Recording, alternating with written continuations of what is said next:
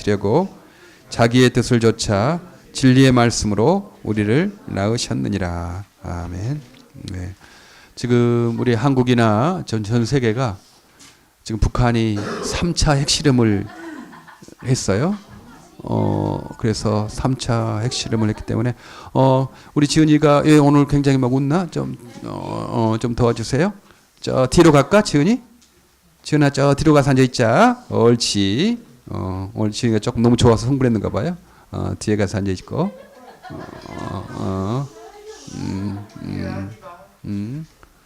그랬어요.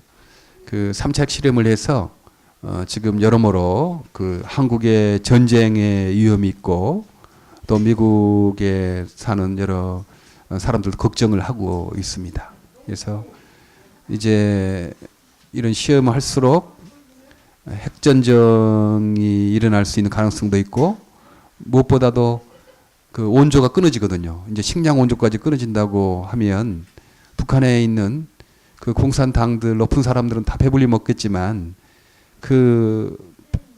북한 사람들 대부분의 사람들은 더 굶으니까 이제 얼마나 더 안타깝죠. 그러니까 그런 어떤 굶주림에 있게 되니까 너무 안타까운 그런 상황에 지금 우리 대한민국이 이렇게 있습니다.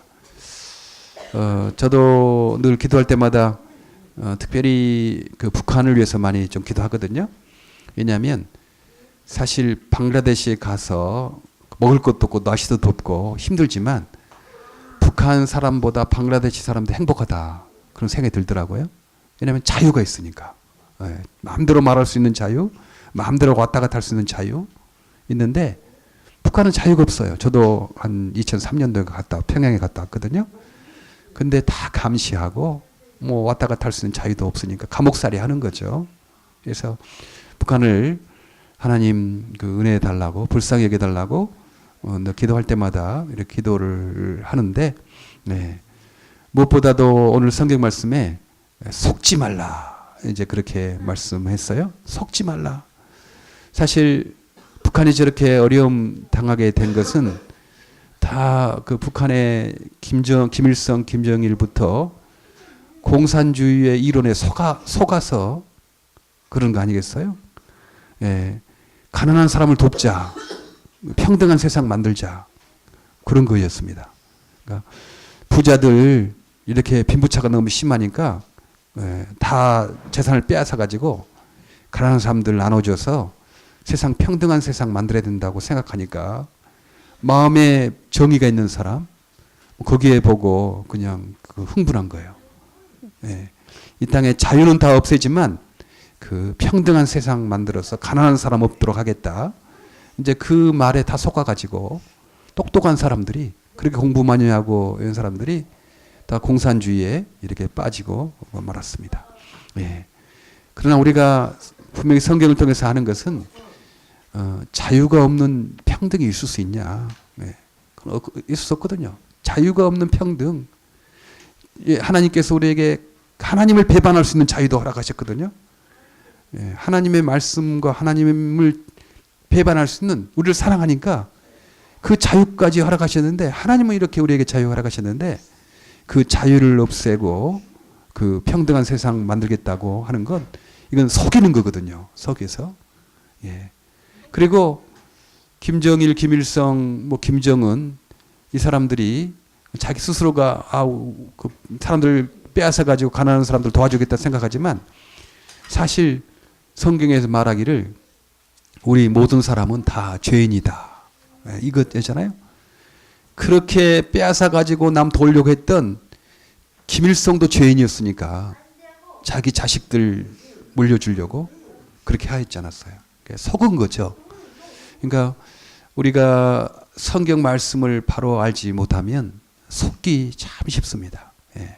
하나님 말씀을 우리가 붙잡고 있으면 현명한 사람이 되는데 이 하나님 말씀이 없으면 아무리 똑똑한 사람도 능력 있는 사람도 속고 사는 거죠. 그래서 오늘 성경에서는 속지 말라 그렇게 말씀을 합니다. 속지 말라. 주의 말씀을 잘 알고 있으면 우리가 속임을 당하지 않는 거죠. 사람들은 생각하기를 예수 믿는 것은 나의 자유를 억압하는 것이다. 예, 너무 좀 억압하고 우리를 이렇게 조금 억제하는 것이다.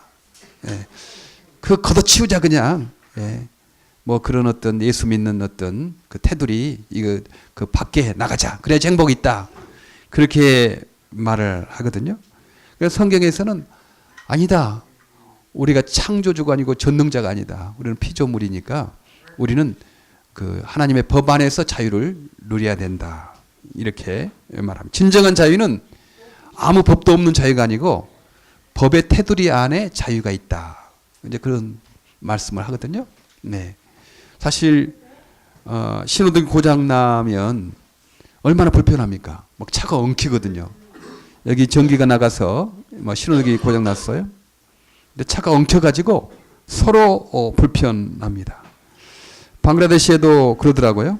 거기는 뭐 중앙선 뭐 이런 거 별로 없고 신호등도 별로 없고 그러니까 그 도로에 차도 다니고 사람도 다니고 또 릭샤라고 인력거도 다니고 뭐 소도 다니고 뭐 그렇게 도로가 엉망입니다. 그러니까 너무 불편해요. 자유할 것 같죠. 아무 뭐 선도 없고 뭐 유턴하는 장소도 없고 그러니까 아무거나 다니면 자유할 것 같지만 얼마나 그 불편한지 이렇게 모릅니다. 그래요. 우리의 자유는요 아무것도 법도 없는 그런데 자유가 있는 게 아니고 하나님 안에 하나님의 법 안에 진정한 자유가 있다. 이 사실을 우리가 알아야 합니다. 우리는 법을 좀 깨고 싶잖아요. 왜 그런 그 욕심이 있으니까. 그런 죄가 있죠, 우리는. 그러나 우리의 진정한 자유는 하나님의 법 안에 진정한 자유가 있다. 진정한 행복이 있다. 그렇게 우리가 굳게 믿고 사는 것입니다. TV나 신문이나 보면 막 결혼을 여러 번 한 사람의 그 어떤 유명인 인기인 연예인들이 이렇게 나와요. 뭐 오늘 또 결혼했다 내일 보면 이혼하고 그러면 사람들이 생각하기에 아 나도 결혼 좀 여러 번 해보고 싶다. 뭐 그렇게 생각이 들지 않아요? 예, 저도 가끔 스치갈 때가 있습니다. 뭐 어쩌라고 뭐 그러겠습니까? 막 거기에 결혼 많이 하고 그러면 행복할 것 같은 그런 인상을 주잖아요. 인기인들이 유명한 사람들이 그렇게 결혼을 많이 하고 이혼도 하고 결혼도 하고 이혼도 하니까 그렇게 사는 것이 행복할 것 같은 그런 생각, 그런 속임을 우리에게 주거든요. 그러나 한번 생각해 봅시다. 사람이 결혼해서 또 이혼할 때 얼마나 마음이 아프겠어요. 마음이 너무 아프죠. 그 자식들은 얼마나 힘들겠어요. 그리고 또 결혼하고 또 이혼하고 또 결혼하고 이혼하고 아, 저 여자가 지금 내가 돈이 많고 권세가 있으니까 사랑하지 내가 돈 떨어지고 건강 잃으면 나를 사랑하지 않지. 예. 그래서 처음부터 이혼할 때 재산 분할을 어떻게 할 것인가로 미리 사인하고 결혼을 한다고 그럽니다. 예. 못 믿으니까. 예. 그러니까 서로 못 믿어 외로운 거죠. 예. 내가 건강을 잃고 내가 돈이 없으면 저 남자는 저 여자는 나를 버릴 사람이다. 그러니까 애로운 거예요. 같이 살아도 애로운 거예요. 그러나 우리들은 그렇지 않지 않습니까? 내가 아프고 내가 병들고 내가 가난해져도 저 여자는 나를 사랑할 것이다. 예. 저 남자는 나를 끝까지 나를 주님 안에서 나를 지켜줄 것이다. 이렇게 생각하니까 그 참 의지가 되는 거 아니겠어요? 예. 결혼 많이 한다는 것 그게 행복할 것 같은 그건 아닙니다. 그것은 세상이 주는 속임수인 거죠. 얼마나 헤어지면 얼마나 마음이 아픕니까? 예. 참 그런 분들 우리가 위로해 줘야 되죠. 참 얼마나 마음이 아팠겠나. 정말 힘들었겠다. 그런 분들 우리가 위로해 주고 격려해 주고 이거 필요하죠. 부러워할 것이 아닙니다. 그 아픔이 있으니까요. 예. 우리 너무나 또 세상에 속이는 것은 돈이 많이 있으면 행복할 것이다. 우리는 물론 육체를 입고 있기 때문에 또 돈이 어느 정도 필요합니다. 그건 부인할 수 없어요. 그러나 돈만 가지고 행복할 수 없다는 것은 너무나 잘 알죠. 그런데 우리는 마치 돈만 많이 벌면 행복할 거라고 뭐 생각해서 그 돈도 시간도 없고 주님 섬길 수 있는 예배 시간도 없고 건강도 가족도 없고 그렇게 살다가 나중에 땅 한 평 갖고 가는 거 아니겠습니까? 러시아 그 민화, 톨스토이의 러시아 민화 중에 땅 한 평이라는 그 이야기가 있습니다. 아마 여러분 읽어본 적도 있을 텐데요. 한 천사가 농부에게 말했어요. 하루 종일 밟는 땅을 다 너에게 줄 테니까 너가 하루 종일 좀 돌아다녀라. 그러니까 이 농부가 너무 신이 났어요. 자기가 밟는 땅 다 돌아와서 그 이렇게 한 바퀴 돌면 그 땅이 다 된다고 그러니까 너무 신이 난 거예요. 그래서 걷지도 않고 뛰어서 막 달린 거죠. 정오쯤 돌아올 때 해야 되는데 더 갖고 싶어서 더 뛰는 겁니다. 그래서 오후쯤 됐어요. 이제 반환점이 돌아오는데 너무 힘들게 뛰는 거예요. 이제 조금만 더 가면 다시 돌아온 그 온이 다 내 것이 된다고 생각하니까 너무 힘들게 달렸어요. 근데 해가 딱 떨어지기 전에 딱 도착했어요. 다 된 거죠, 자기 땅이. 그런데 이 농부가 너무 심하게 달려가지고 그냥 그 자리에서 죽었어요. 네. 그러면서 그 땅 한 평이라는 그 이야기는 결국 그렇게 땀을 흘리고 수고해서 돌아왔지만 결국 자기가 묻힐 무덤 땅 한 평 가지고 갔다. 예, 그렇게 말하는 거거든요. 우리는 결국 땅 한 평 가지고 갈 거거든요. 예, 화장할 사람은 아마 땅 한 평도 차지하지 못할 거예요. 뿌려버리면. 네. 결국은 그렇게 사는 겁니다.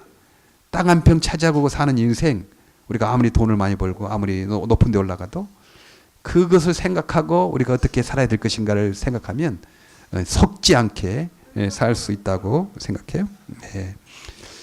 속지 말라 그렇게 말씀하시면서 또한 가장 좋은 은사와 온전한 선물이 다 빛들의 아버지에게로부터 온다. 하나님께로부터 온다라고 그렇게 말씀을 합니다. 우리는 요셉의 생애를 생각할 때 요셉이 고생하다가 감옥도 가고 또 종살이도 하고 결국은 그 이집트의 총리가 돼서 높은 자리에 올라가서 그래서 성공한 인생이다. 뭐 그렇게 다 생각해요? 만약 요셉이 총리가 안 됐다면 그는 불행한 인생이고 실패한 인생인가? 한번 그 의문을 던져봐야 되죠. 예. 사실 히브리서 11장에는요. 예수 믿음으로 살아가는 믿음을 말하는 거거든요. 근데 히브리서 11장 33절 34절에는요. 믿음으로 승리하고 성공하고 이기는 기사가 나와요. 믿음으로 나라를 이기기도 하고 사자의 입을 막기도 하고 불의 세력을 멸하기도 했다. 믿음으로 이기고 성공한 그 기사가 나옵니다. 그런데요. 바로 36절 38절에는 믿음으로 고난당하는 기사가 나와요. 믿음 때문에 희롱과 채찍을 당하고 결박과 옥에 갇힘을 당하고 돌로 치는 것과 톱으로 켬을 당하고 칼에 죽임을 당하고 그런데도 다 믿음으로 살았대요. 믿음으로 산 사람들이래요. 그러면 우리 보통 생각하기에 믿음으로 나라를 이기도 하고 불의 세력을 꺾기도 하고 또한 사자의 입을 막기도 한 이 사람들은 성공하고 행복한 사람들이고 이렇게 믿음으로 살았지만 희롱과 채찍을 당하고 결박과 옥에 갇힘을 당하고 돌로 치는 것과 톱으로 켬을 당한 사람, 칼에 죽임을 당한 사람은 실패하고 불행한 사람인가? 그렇게 생각할 수가 있습니다. 아닙니다. 이들은 다 믿음으로 행복한 삶을 산 사람들입니다. 믿습니까? 우리는 그걸 믿어야 되거든요. 왜냐하면 믿음으로 주님과 동행했기 때문에 믿음으로 주님과 동행해서 사자입을 맞기도 하고 불의 세력을 멸하기도 했지만 동행해서 또 주님과 동행해서 희롱과 채찍을 당하고 결박과 옥에 갇힘을 당하고 돌로 치는 것 톱으로 켬을 당해도 주님과 동행했기 때문에 그들은 행복한 사람들이었습니다. 세상에 승리하고 성공한 것만 그 행복한 삶이 아니고요. 승리, 성공하고 행복 뭐 그런 것만 아니고 주님과 동행하는 것 그게 행복한 삶이다. 속지 말아야 합니다. 속지 말아야. 그래서 우리는 장애인들은 불행할 것이다. 아닙니다. 왜 장애인이 불행해요? 장애인도 하나님과 동행해 살면 동행하는 삶과 함께 살면 얼마든지 행복할 수 있습니다. 행복할 수 있어요. 세상의 가치에 우리가 속지 말기 바랍니다. 그래서 나는 장애인 됐으니까 나는 불행한 사람이다. 주변 사람도 저 장애인 됐기 때문에 저 불행한 사람이다. 그렇게 하거든요. 그런 아닙니다. 그거 아니고 우리가 장애인 됐거나 안 했거나 가난하거나 부하거나 주님과 동행하면 그건 행복한 사람들이다. 예. 그렇게 말할 수 있습니다. 어제 그 트레스디아스 이제 참 모임에 갔는데 그때 어떤 그 장로님이 강은우 목사님, 목사님 언제 봐도 그 변함이 없이 얼굴이 좋군요. 그러더라고요. 뭐 감사하다. 이제 그렇게 했는데 근데 그랬어요. 나는 너무 좋은 분들을 많이 만나서 너무 행복하다. 예, 너무 좋은 분들 이렇게 만나니까 너무 행복하다. 이제 그랬거든요. 뭐 제가 돈이 많은 것도 아니고, 제가 무슨 명예가 뛰어난 것도 아니고, 그러나 우리 하나님과 동행하는 사람들과 함께 있으니까 행복한 거예요. 저 행복해요. 행복을 한 것입니다. 그래요. 성경에서 말하는 것은 고난을 겪고 뭐 요셉이 뭐 감옥 가고 뭐 이렇게 하다가 종살이하다가 그래 인내해서 그래서 결국 예굽 총리가 됐다. 예굽 총리가 돼서 행복한 사람이 승리한 인생이다. 그렇게만 해석하면 그건 성경을 오해하는 겁니다. 성경 그거 말하는 거네요. 네. 고난을 당하든지 톱으로 켬을 당해 칼로 침을 당하든지 종인과 동행하는 삶이 행복한 인생이다라고 성경은 증거하고 있습니다. 예. 행복은 하나님 안에 있음을 우리가 확신합시다. 악인의 형통을 부러워하지 맙시다. 예. 우리는 우리의 모임과 우리의 삶에 어떤 데 가치평가를 안 하는 경우 있어요. 예. 그 악인의 삶을 행복한 삶인 것처럼 그렇게 오해할 때가, 부러워할 때가 있습니다. 그러나 우리 성경 분명히 말하기를 우리의 삶이 참 행복한 삶입니다. 그래요? 우리들의 삶이요. 얼마나 행복한 삶인지 몰라요? 네. 이렇게 연약한 형제자매들과 함께 그 매주 모여서 함께 식사하고 교제하고 저는 화요일이 잔치하는 것 같아요. 잔치날 이렇게 모여서 같이 잔치하는 것 같은 그런 기분이 이렇게 듭니다. 예. 멀리 선교 갈 사람은 가지만 멀리 선교 가지 않아도 선교와 봉사에 힘쓸 일이 여기 가까이 있지 않습니까? 예. 행복한 일이죠. 행복한 일이요. 예.